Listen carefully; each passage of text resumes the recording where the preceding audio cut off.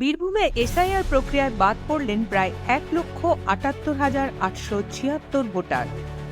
সাম্প্রতিক SIR special intensive revision প্রক্রিয়ার report অনুযায়ী বীরভূম জেলায় মোট 1,78,876 জন ভোটার তালিকা থেকে বাদ পড়েছেন।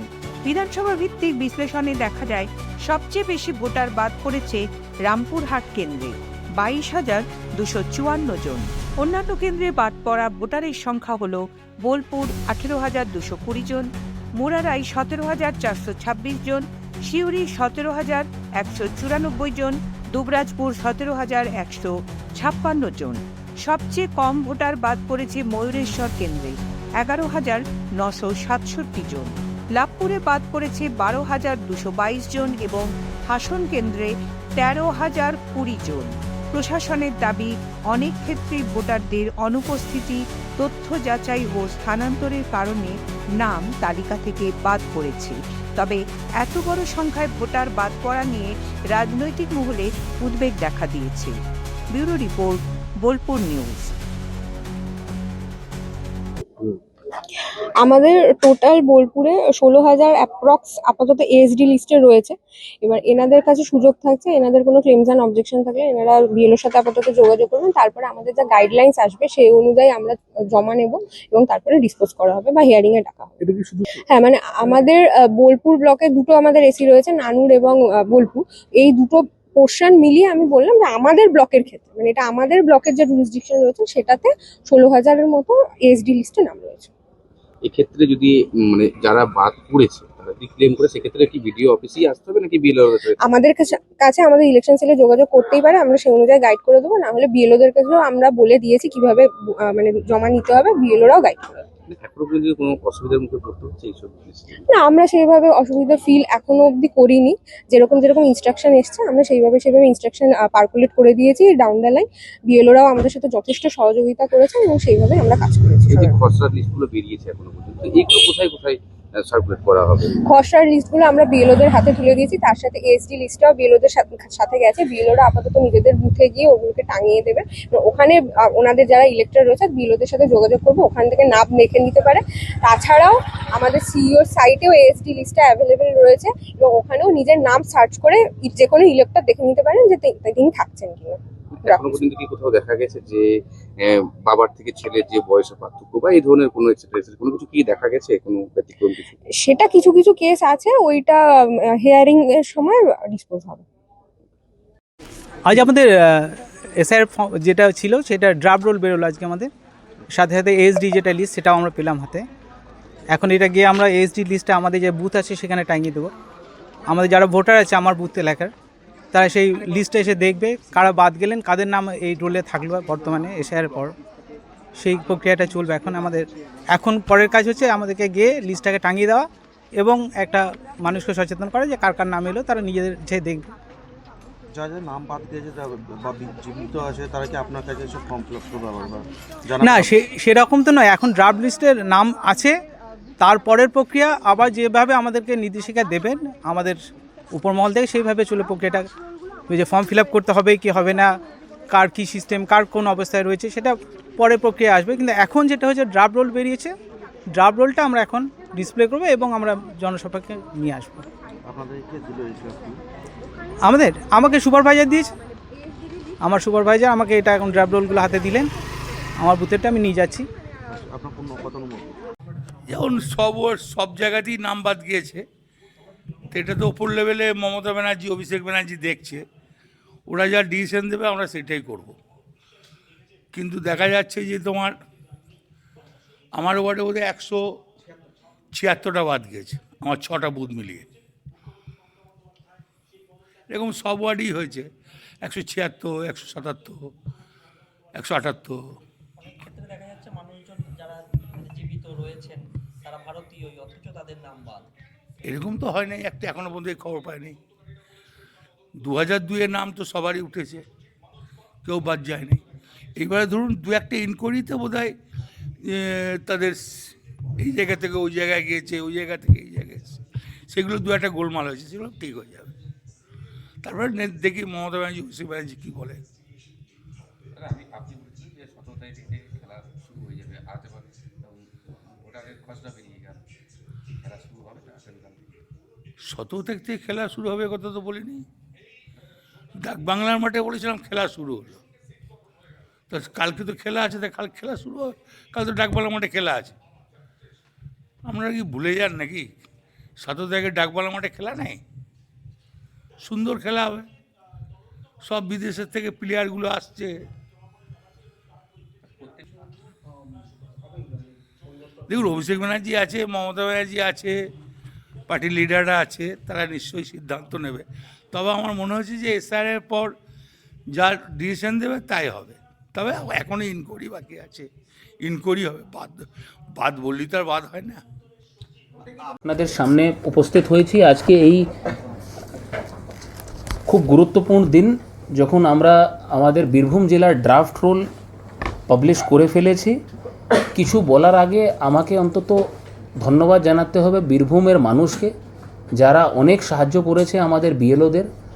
বাড়ি বাড়ি গিয়ে অনেক সময় দুপুরবেলা, রাত্রিবেলা ওনাদেরকে আমরা একভাবে বলা যায় ডিস্টার্বই করেছি, কিন্তু ওরা সব রকম সহযোগিতা আমাদের করেছে, কোনো রকম কোনো কষ্ট দেয়নি।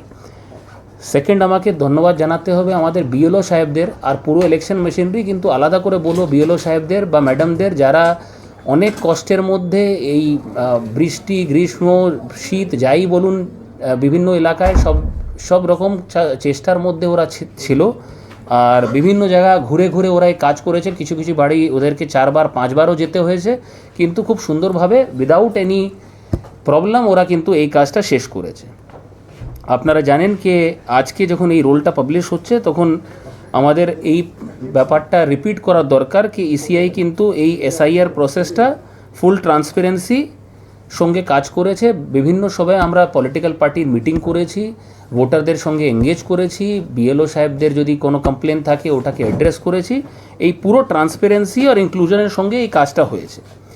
এই মুহূর্তে আজকে দিনে দাঁড়িয়ে আমাদের total elector in Birbhum is 29,45,300, 29,45,300। তার মধ্যে আমাদের এই মুহূর্তে ফর্ম ফেরত চলে এসছে বা ডিজিটাইজড হয়েছে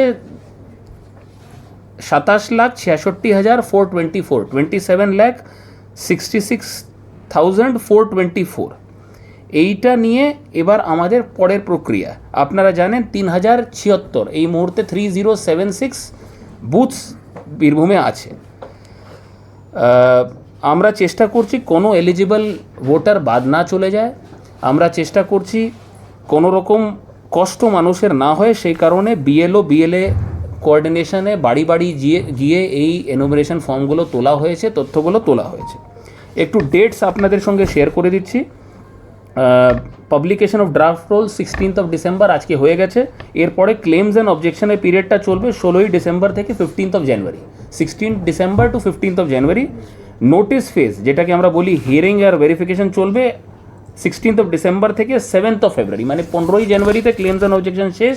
তারপরে 7 ফেব্রুয়ারি অবধি আপনারা কিন্তু হিয়ারিং আর ভেরিফিকেশনের পার্টটা চলবে। আর ফাইনাল যে রোলটা পাবলিশ হবে অ্যাজ পার ইসিআই গাইডলাইন 14 ফেব্রুয়ারি, 14 ফেব্রুয়ারিতে আমরা ফাইনাল রোলটা পাবলিশ করব, আপাতত যা ডেটস আমাদেরকে দেওয়া হয়েছে।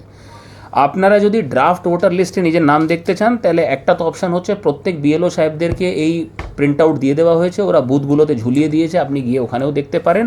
এছাড়া আপনি যদি চান আপনাদের বিএলওকে কন্ট্যাক্ট করে ওনাদের সঙ্গে কথা বলতে পারেন। ইসিআই নেট মোবাইল অ্যাপ যেটা আছে, ওখানেও কিন্তু আপনারা আপনাদের নাম দেখতে পারেন। আর ওয়েবসাইট আছে voters.eci.gov.in। এছাড়া যদি আপনার নাম ড্রাফট রোলে না থাকে, তাহলে আপনারা কি করবেন? তাহলে আপনাকে অটোমেটিক্যালি নিজের নাম ঢোকানোর জন্য as per ECI guideline form 6 জমা করতে হবে। এইটা আপনি কিন্তু ওয়েবসাইট থেকে ডাউনলোড করে প্রিন্ট করে জমা করতে পারেন, না হলে বিএলওদের সঙ্গে কথা বলে আপনি এটা জমা করতে পারেন। অনলাইনেও কিন্তু এই ফর্মটা জমা করা যায়। এছাড়া কোনো রকম অবজেকশন যদি থাকে কোনো নাম ইনক্লুশনের বা কোনো নাম ডিলিশনে কোনো রিকোয়েস্ট থাকলে ফর্ম 7, আপনারা জানেন ফর্ম 7, এটা কিন্তু জমা করা যেতে পারে। আর কোনো কারেকশন করতে গেলে বা শিফটিং করতে গেলে ফর্ম 8 কিন্তু জমা করা যায়। এই সব ফর্মই কিন্তু voters.eci.gov.in ওয়েবসাইটে অ্যাভেলেবেল আছে, পিডিএফ কপি অ্যাভেলেবেল আছে, বিএলওর কাছেও ফর্ম আছে, আপনারা কিন্তু জমা করতে পারেন। কীভাবে আপনি এই ফর্ম জমা করবেন এর স্টেপ বাই স্টেপ প্রসেসও কিন্তু ইলেকশন কমিশনের ওয়েবসাইটে কিন্তু দেওয়া আছে। আমরা এখানে 356 পোলিং স্টেশনে কিন্তু 6টা মিউনিসিপ্যালিটিতে স্পেশাল আরবান ক্যাম্পসও করেছি, সো দ্যাট আমাদের আরবান ভোটার্সদের কোনো অসুবিধা না হয়, অনেক সময় কাজকর্মের মধ্যে ওটা বাদ না চলে যায়, সেই কারণে স্পেশাল ক্যাম্প করা হয়েছিল। ইয়াং ভোটারকে সবসময় সুইপ অ্যাক্টিভিটি বলুন বা অন্যভাবে এঙ্গেজ করে কলেজের ঘুরে ওদেরকে ফর্ম 6 জমা করতে অনুরোধ করা হয়েছে, so that we have sufficient number of young voters বা 18 বছর যাদের বয়স হয়ে গেছে ওরা ভোটার হয়ে এই পার্টিকুলার ইলেকশনে পার্টিসিপেট করতে পারে। আমরা আগেও বললাম পলিটিক্যাল পার্টি ও ইলেক্টার্সদের সঙ্গে রেগুলার যোগাযোগ করেছি। আমাদের মানে আমার লেভেল থেকে শুরু করে এডিএম, এসডিও, ইআরও, এইআরও সবাই মাঠে ঘুরেছে, ইলেক্টারদের সঙ্গে কথা বলেছে, হেল্প ডেস্কে ভিজিট করেছে। এছাড়া পলিটিক্যাল পার্টি প্রায় আমরা সপ্তাহে একবার, খুব বেশি হলে 10 দিনে একবার করে রেগুলার বসেছি। আমাদের এখানে 3টে স্পেশাল রোল অবজারভাররাও এসেছিলেন, ওরাও কিন্তু পলিটিক্যাল পার্টির সঙ্গে মিটিং করেছে। খুব ঘন ঘন আমরা কিন্তু আমাদের ভোটার আর পলিটিক্যাল পার্টি মানে যারা এই স্টেক হোল্ডার আছে তাদের সঙ্গে খুব ভালোভাবে এঙ্গেজ করেছি। যেখানে যেখানে সম্ভব আমরা এডিশনাল বিএলও দিয়েছি, আমরা 229টা এডিশনাল বিএলও দিয়েছি, বিশেষ করে ওই এলাকায় যেখানে ভোটার বেশি বা পিডব্লিউডি ইলেক্টর বা ভালনারেবল গ্রুপ বেশি, সিনিয়র সিটিজেন, তাদেরকেও এই আওতার মধ্যে আনার জন্য আমরা এডিশনাল বিএলও বা ভলেন্টিয়ার্সগুলোকে এঙ্গেজ করেছি। কোনো রকম ইস্যু যখনই হাইলাইট হয়েছে, ওটা হোয়াটসঅ্যাপের মাধ্যমে হোক, সোশ্যাল মিডিয়ার মাধ্যমে হোক, অফিসিয়াল কমপ্লেনের মাধ্যমে হোক, আমার লেভেল থেকে শুরু করে নিচে অবধি আমরা কিন্তু ইমিডিয়েটলি ওটাকে রেসপন্ড করেছি আর একটা অ্যাকশন টেকেন রিপোর্ট জেনারেট করেছি। কোনো গ্রিভেন্স এই মুহূর্তে আমাদের কাছে নন অ্যাকশন টেকেন বা এমনি পেন্ডিং পড়ে নেই আমাদের কাছে। Scrutiny of draft elector roll, এবার এই যে বুথ ওয়াইজ যা খসড়া ঝোলানো হলো, এর স্ক্রুটিনিটা এখন এই ফার্দার প্রসেসে শুরু হবে যখন ক্লেমস অ্যান্ড অবজেকশন রাখা যেতে পারে। As general public, as media কর্মী, অ্যাজ এনি পলিটিক্যাল পার্টি আপনার কিন্তু ক্লেমস অ্যান্ড অবজেকশন এই সময় কিন্তু রাখতে পারেন। আমরা তার স্ক্রুটিনাইজ করে necessary action as per ECI guideline আমরা নেব। কোনো ডিলিশন, বারবার ইসিআই এটা বলছে, কোনো ডিলিশন উইদাউট ডিউ প্রসেস হবে না। যা আপনারা জানেন, যদি কোনো ইআরও কোনো নাম ডিলিট করেন তাহলে ওনাকে একটা রিজেন্ট বা স্পিকিং অর্ডার দিতে হবে, তখনই নাম বাদ যাবে। যদি আপনাদের কোনো গ্রিভেন্স থাকে এই ডিলিশনের বিরুদ্ধে, তাহলে আপনারা ডিস্ট্রিক্ট ম্যাজিস্ট্রেটের লেভেলে অ্যাপিল করতে পারেন, আমাকে ওটা ডিসপোজ করতে হবে একটা রিজেন্ট অর্ডার দিয়ে। আর তারপরেও আপনি যদি এগ্রিভড থাকেন তাহলে সিও লেভেলে কমপ্লেন করা যেতে পারে, আপিল করা যেতে পারে, উনিও আবার একটা রিজেন্ট অর্ডার করে এই ডিসিশনগুলোকে ভেরিফাই করবেন। আবার কমিশনের একটা কমিটমেন্ট কি এই পুরো প্রসেসটা ট্রান্সপারেন্ট, পার্টিসিপেটিভ ও ইনক্লুসিভ থাকবে। আমার ধারণা কি আমরা এই 3টে জিনিস মেনটেন করে এই প্রসেসটা করেছি। আবার আপনাকে বলি, আজকে খুব গুরুত্বপূর্ণ দিন, উইদাউট এনি প্রবলেম আমরা কিন্তু আজকে ড্রাফট রোলটা পাবলিশ করতে পেরেছি, বিএলওদের হাতে তুলতে পেরেছি। বীরভূমের মানুষ আর বিএলও সাহেবদেরকে, বিশেষ করে ইআরও, এইআরও, ওরা সবাই কাজ করছে, কিন্তু বিএলও আর এখানকার বীরভূমের মানুষকে আমি অসংখ্য ধন্যবাদ জানাচ্ছি যে খুব স্মুথলি এই প্রসেসটা আমরা করতে পেরেছি। থ্যাংক ইউ, ধন্যবাদ। এই কপিটা